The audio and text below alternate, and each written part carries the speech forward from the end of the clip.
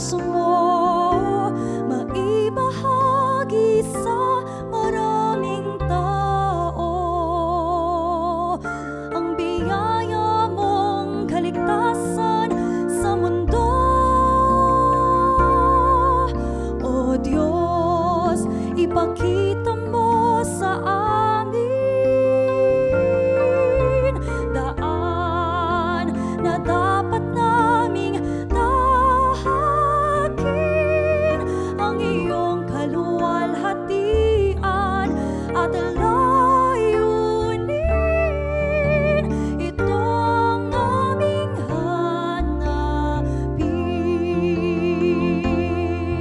Hindi para sa amin ang buhay na ito, lahat ay nararapat na ialay sa'yo.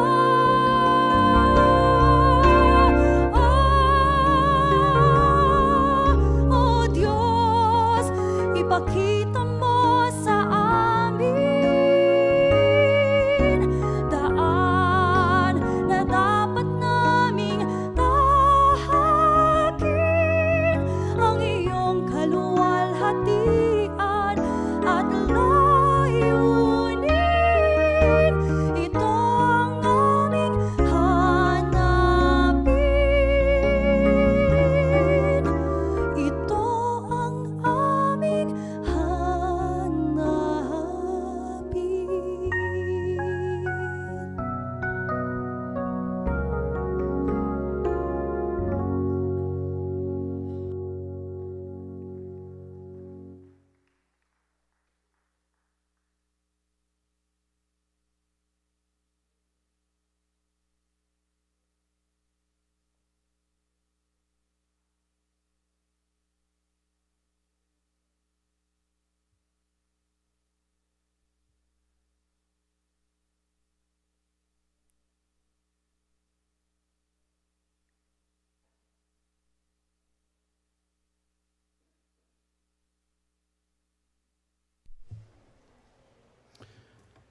Magandang gabi po sa ating lahat. Tulungan niyo akong tumawa dahil ang ngiti kong ito ay, ang kabila nito ay kaba. Hindi nawawala ang kaba. Okay, so salamat po sa gabing ito dahil tayo ay laging may salita ng Diyos. At bago tayo manalangin ay tayo ay nag-aaral ng salita ng Diyos. So ang ating pong pag-aaral ay sa aklat po ng Luke, chapter 22, verse 40 to 44. 22, 40 to 44.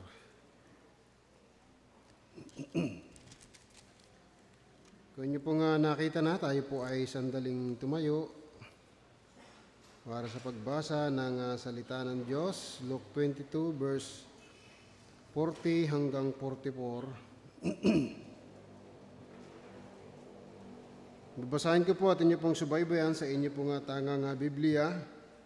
Luke chapter 22, verse 40 hanggang 44. At nang siya'y dumating sa dakong yaon, ay sinabi niya sa kanila, magsipanalangin kayo nang huwag kayo magsipasok sa tukso. At siya'y humiwalay sa kanila na may agwat na isang itsang bato. At siya'y nanikluhod at nanalangin na sinasabi, Ama, kung ibig mo, ilayo mo sa akin ang sarong ito. Gayunmay huwag mangyari ang aking kalooban, kundi ang iyo. At napakita sa kanya ang isang anghel na mula sa langit na nagpalakas sa kanya. 44. At nang siya ay nanglulumo ay nanalangin siya ng lalong maningas at ang kanyang pawis ay naging gaya ng malaking patak ng dugo na nagsisitulo sa lupa. Tayo po manalangin. Banal naming Ama na makapangyarihan sa lahat, Panginoon, kami po ay muli sa gabing ito ay sama-samang nagpapakumbaba sa iyo pong harapan. Panginoon, nandito ang iyong salitang banal aming tangan, aming binasa, aming napakinggan. Panginoon, muli ay iyo kaming kausapin sa pamamagitan ng aming pong nabasang ito. Tulungan niyo po kami muli ng iyo pong Santong Espiritu. At muli, Panginoon, ay magbigay aral sa amin, paalala sa amin, na kami, Panginoon, ay ang aming buhay ay umayon sa iyo pong kalooban. Lalo tigit sa larangan po ng panalangin. Tutulungan niyo po, Panginoon, ang bawat isa po sa amin. Kakatagpuin niyo po, Panginoon. Kita niyo po ang kalalagayan ng puso ng bawat isa. Marahil ito ay maaaring maging balakid para hindi maunawaan o hindi matanggap ang katotohanan. But Lord, salamat po. Meron pong banal na Espiritu na tutulong, Panginoon, upang ipaunawa ang mga katotohanan. Kaya kami po ay tunay na sumasamo, Panginoon, sa iyo. Kahabagan niyo po, Panginoon, kami sa gabi pong ito at ikaw ang siyang magbigay katagumpayan sa bawat aral na mapapakinggan. Ang iyo pong banal na Espiritu ang lagi po naming inaasahan na patuloy na tutulong sa amin hanggang sa maunawaan namin at maipaabot mo sa amin ang gusto mong sabihin sa amin. Panginoon, salamat po sa iyong salitang ito at patawad po, Panginoon, sapagkat kami po ay nagkakamali. Sorry po, Panginoon, sa aming po mga nagawang kasalanan. Patawad po, Panginoon. Salamat po sa iyong walang hanggang pagpapatawad sa amin.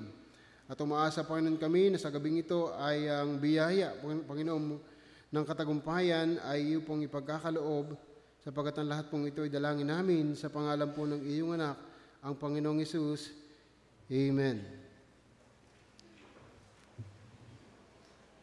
So alam po natin ang pangyayari pong ito ay hindi lingid sa atin, na lagi nating nababasa, lagi nating napapakinggan. At alam po natin ang istoryang ito na ang Panginoong Hesus ay bago ipako sa krus, no? Natunay na siya po ay naandun sa kanyang nalalapit na kamatayan sa katawan, no? At dito nga po sa pagkakataong ito, mga alagad niya ay hinihikayat niya na manalangin katulad niya, manalangin kasama niya. At subalit siya ay hindi nasamahan ng kanyang mga alagad. At sa pangyayari pong ito, sa patuloy niyang panalangin, ay doon po sa verse 44, ang sabi po, at nang siya ay nanglulumo, ay nanalangin siya ng lalong maningas, at ang kanyang pawis ay naging gaya ng malaking patak ng dugo na nagsisitulo sa lupa. So, ibig sabihin po sa kalalagayang ito ng Panginoong Hesus ay bilang siya ay nasa laman, no? Ay naandon ang kanya pong kahinaan ng laman bilang nasa laman at yung kamatayang darating sa kanya. Ay siya ay, sabi nga po ng verse 42, sinabi niya, Ama, kung ibig mo, ilayo mo sa akin ang sarong ito. Gayon may huwag mangyari ang aking kalooban, kundi ang iyo. So nakita ko po dito sa verse na ito ay talagang matindi ang nararamdaman ng Panginoong Hesus sa ganitong kalalagayan. Sapagkat nalalaman niya na siya ay mamamatay, physically, siya ay ipapako sa krus, siya ay parurusahan, siya ay pahihirapan. No? So bilang tao, ay alam ko pong ito ay kung naramdaman ito ng Panginoong Hesus, ito'y nararamdaman din ng tao, ng mga tao. Samantalang alam niya yung kanyang katapusan ng buhay. No? Kang ililitisin na. Siya ay nalalapit na sa kamatayan. At talagang yung kanyang pakiramdam ay sabihin na natin salitang pantao, no, meron na siyang pangamba, no, yung bilang laman, no? Daw alam niya yung kanyang tinatahak sa kanya pong sa mangyayari sa kanya pong buhay. So nais ko para inyo maintindihan yung pong kalalagayan ng ganito pong sitwasyon, ay marahil nangyari po sa ating buhay ang mga ganyang bagay. No? Na tayo ay nagkakaroon ng pagkatakot, na tayo ay nagkakaroon ng pangamba, na sana lumampas, na sana may tumugon, na sana may makalutas, na sana may makatulong. Alam niyo po, sa aking buhay ay pag ako may naalalang problema, no, ay nasisira ang araw ko. No? Kasi mabigat na problema. So, ganun din sa atin. Minsan nga, ang tuwan-tuwa tayo sa ating pakikipag-usap sa kapatiran, pero pag tayo uuwi ng bahay na may problema, nasisira. Naalala ko po nang ako po ay buhay pa yung aking stepfather, ano. Ang ganda ng aking pag-attend po dito. Subalit pagka uwi ko sa bahay, nawawala yung aking katuwaan. No? Kapagkat meron akong problema sa bahay, sa aming tahanan. At so sa ganito pong kalalagayan, ang Panginoong Hesus, na sabi nga po ng verse 44, ay makikita natin yung pong kanyang matinding pananalangin. Sabi, at nang siya'y nanlulumo, no? Nanlulumo bilang tao. Siya ay nanlulumo, siya ay nanghihina, siya ay nanlulupaypay, ay nanalangin siya ng lalong maningas. Sa kabila ng kanyang panghihina, sa kabila ng kanyang panlulumo, hindi siya tumigil, kundi siya ay lalong nanalangin ng matindi. Lalo siyang nanalangin ng matindi. At ang sabi nga po dito, at ang kanyang pawis ay naging gaya ng malalaking patak ng dugo na nagsisitulo sa lupa. Well, alam ko, marami sa ating buhay, tayo po ay pag nagtatrabaho, tayo ay pinapawisan. Pagkat marami tayong ginagawa dahil sa ating trabaho. Pero ito, ang matindi po dito, ay ang Panginoong Hesus, wala siyang ginagawa, kundi ang naandon at nakaluhod, andon at tumatawag sa Panginoong Diyos. No? Subalit, naandoon ang mga pawis na lumagpak sa kanya na gaya ng malalaking patak ng dugo. No? So, ibig sabihin po talagang ang Panginoong Hesus ay dumaraan, no, sa masidhing pananalangin, sa matinding pananalangin, sa malalim na pananalangin. Yan ang Panginoong Hesus kung manalangin. No? Hindi siya tumitigil man siya, yung ang kanyang mga alagad ay kanyang pinupuntahan. Pumarito kayo at kayo'y manalangin din. No? Ilang beses niyang binalikan, pero still siya po ay nagpatuloy. Wala siyang kasamang pananalangin, still siya ay nagpatuloy. So nais ko pong bigyan ng pansin dito ay yung puntos na yung pagiging masidhing pananalangin niya. Masidhing pagtawag niya sa Diyos Ama. Well, ang alam ko po, lahat po tayo ay nananalangin. No? At alam ko din po at naniniwala ako, nakita ng Diyos ang bawat isa sa atin kung paanong tayo ay manalangin. No? Alam ng Diyos kung gaano kaikli ang iyong panalangin. Alam ng Diyos kung gaano katotoo ang iyong panalangin. Alam ng Diyos kung paano ginawa mo lamang ang pananalangin. Sapagkat sa ating pong iglesia ay nangyayari ang ganyan. No? Sabi natin ng panalangin ay kapangyarihan. Pero minsan kung gumawa tayo ng panalangin, lasa ko'y hindi magiging makapangyarihan. Oh. Bakit? Kasi kunting pikit lang, amen na, ay oras yun ng panalangin. No? Kunting akyat lunglong, kunting akit lamang doon, pamaya bababa na. Minsan ako nagbabantay doon sa baba. Pababa na, pasan kayo, di kayo mananalangin. Tapos na po kami. Tapos na kayo? Okay, so bilang sa mga Kristiyano po ay ito po ipaalala sa bawat isa po sa atin. Na ang ating huwaran ng pananalangin, mabuting huwaran ng pananalangin ay ang buhay ng Panginoong Hesus, ang ginawa ng Panginoong Hesus. At dito nga po sa tagpong ito ay napakaganda ng kanyang panalangin. Sapagkat ito'y maningas, ito'y masidhi, ito'y matindi. Ito'y totoo, ito'y walang halong biro. Ganyan ang Panginoong Hesus kung manalangin. Kaya nga po ang ating pag-aaralan ay kailan nagiging malalim ang mananampalataya sa pakikipagniig sa Diyos. Kailan nagiging malalim ang mananampalataya sa pakikipagniig sa Diyos? Yung iyong kakausapin na Diyos lamang, yung iyong kakausapin na puso sa puso, Kailan nagiging malalim ang mananampalataya sa pakikipagniig sa ating Panginoon? Sabi ko nga po, lahat naman nga po tayo ay nananalangin, pero ako po'y naniniwala, hindi tayo tunay na nakikipagniig sa Diyos.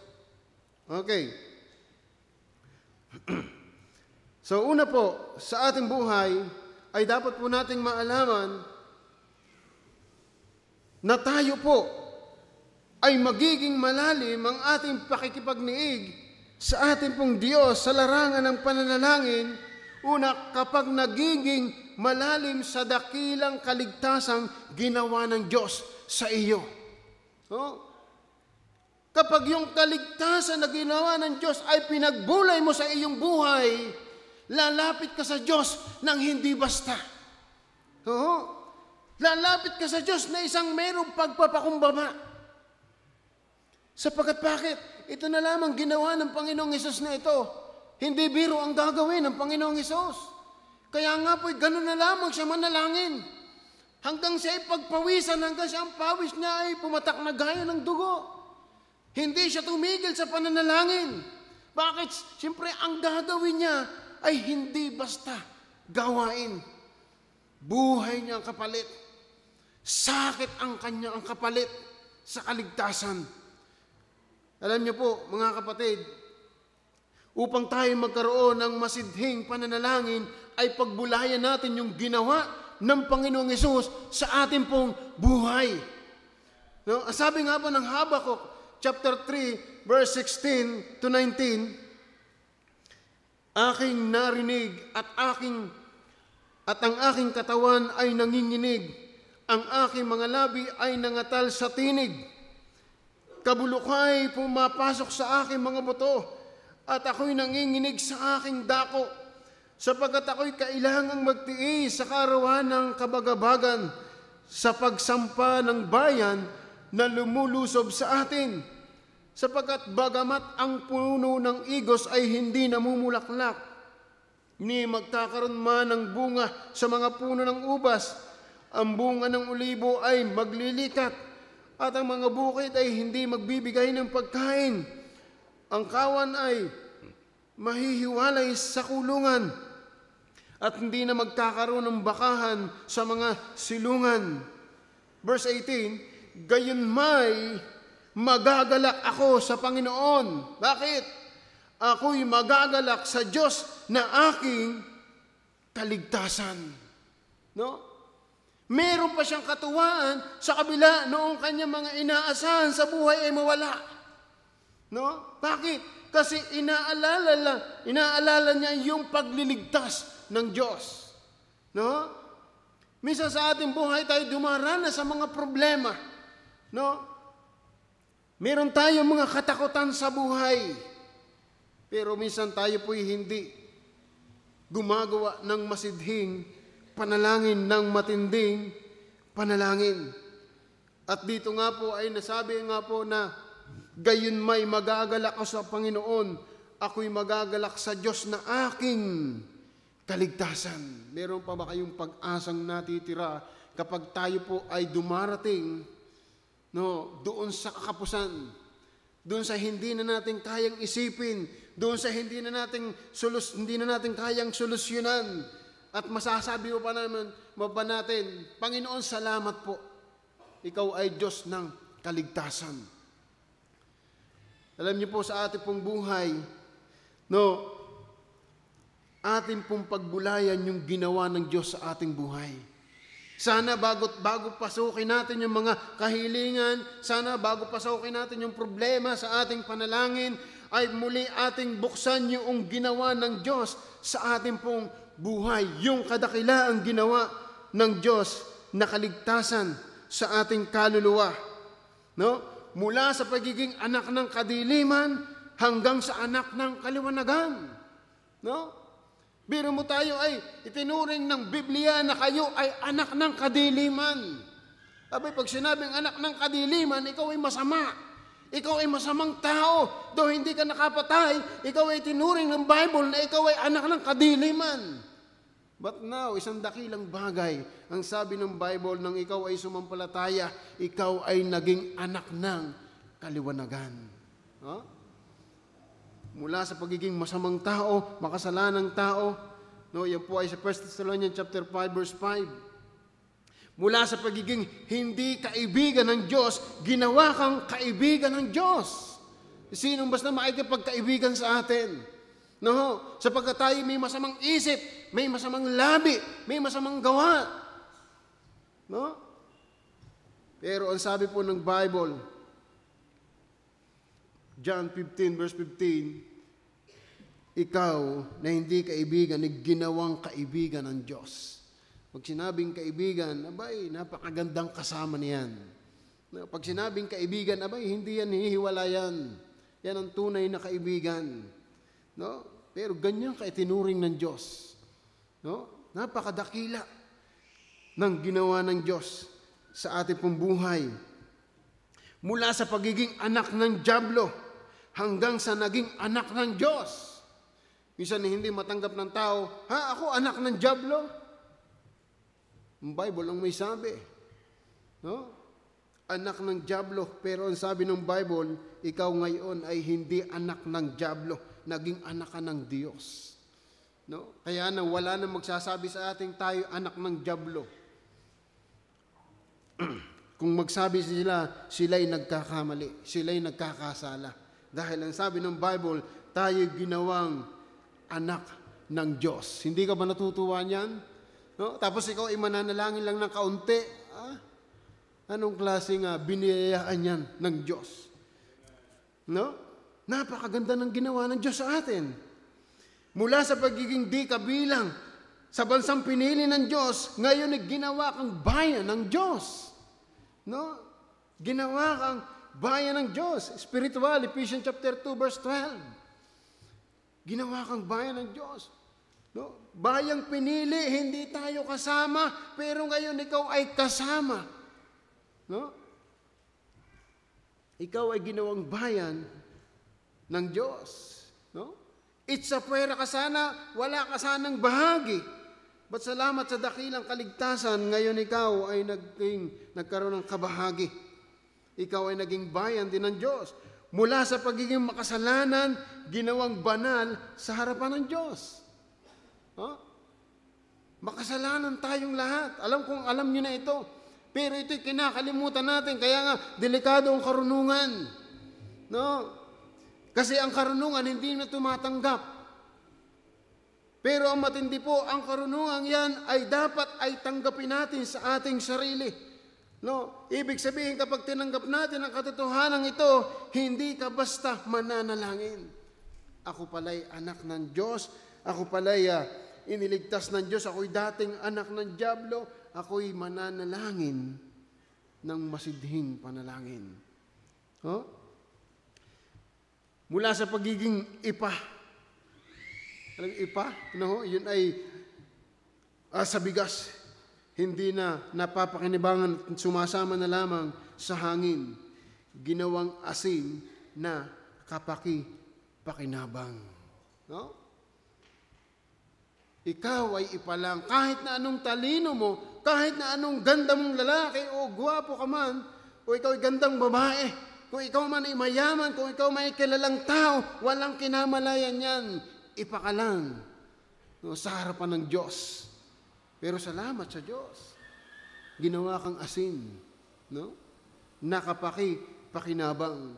Alam niyo po, minsan pag ako'y nagluluto, talagang kakunti na yung asin. Akala ko wala ng purpose. Tatapon ko na lang.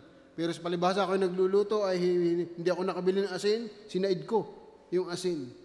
No? Abay, nagkalasang asin pa rin. Yung aking tinimplang isda. Matindi ang asin. Buti na lang at tayo ay ginawa ng asin. Ibig sabihin, makabuluhan ka na sa harapan ng Diyos. No? Makasaysayan ka na. Okay, napakalaking bagay na magagawa mo na para sa gawain ng Panginoon. Mula sa kinagis ng relihiyon, ngayon ay nagkaroon ka ng tunay na relasyon. No? Nagkaroon ka ng tunay na relasyon. Okay, kaya na maghanap ng talatang yan at alam kong yan ay totoo. Kulang na ako sa panahon. Okay. Meron tayong kinagisnan. Sabi nga, sino nag-testimony dito? Nasaan yung kaibigan natin, Vietnamese? No, sapagkat siya po ay Catholic. Nabanggit na ako, no? Okay. Naandun siya sa dati niyang relihiyon. No, napag-asa niyang ako ay hindi makasalanan. Ang pag-asa niya siya ay may pag-asa din ng langit. No? At meron po mga patotoo, isang kapatiran din natin dito. No? At marami dito sa kapatiran na nag-aakalang sila ay may inaasahan din na langit. No? Through their own effort, through their own good works, their own religion. Pero mo, ginising ka ng Diyos. Nang akala natin ito na ang pag-asa. Nang akala natin dito na din tayo mamamatay.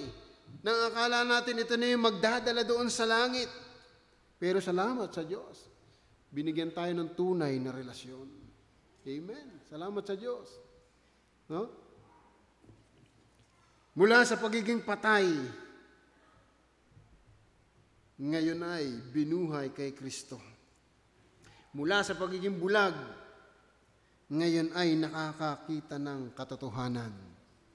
Oh? Napakarami po. Alam ko pong meron pa. At ito po talaga ay masarap utay-utayin, pagbulay-bulayin. Sabi ko, Panginoon, napakadakila mo talaga. Mula sa pagiging tiyak na kapahamakan, ngayon ay may tiyak na buhay na walang hanggan. Okay, mula sa pagiging Diyos ng Panginoong Hesus, siya'y nagpakababa upang abutin ka na isang makasalanan. Hindi ba dakila ang ginawa ng Diyos? Napakadakila. Ang tanong, papaano ka manalangin? No? Anong attitude natin sa panalangin na para bagang hindi ka binigyan ng makabuluhang bagay? Alam niyo po, wala tayong katuwirang manalangin ng kaunti. Wala tayong katuwiran na manalangin ng panalangin walang kabuluhan. Kundi dapat kung mananalangin po tayo ay tunay na masidhi, tunay na malalim. No? Hayaan yung tumunog ang organya ng ating timer para tayo mag-end ng ating prayer. No? Lagyan natin ng espasyo ang ating panalangin, hindi yung kwentuhan na ubos ng oras. Akala mo yung habang manalangin, iniintay, yung pala, nun din lang ang nag-start ng panalangin. Okay. Alam niyo po, pag pinagbubulay po natin ang kaligtasan sa atin, sa ating buhay, ang ginawa ng Panginoong Hesus, ay nagkakaroon po tayo ng kagalakan sa ating espiritu. Oh, Panginoon, salamat po, salamat po. Halimbawa po natin ay si Maria, no? Ina ng Panginoong Hesus. Sabi ng Luke 1:46, verse 47,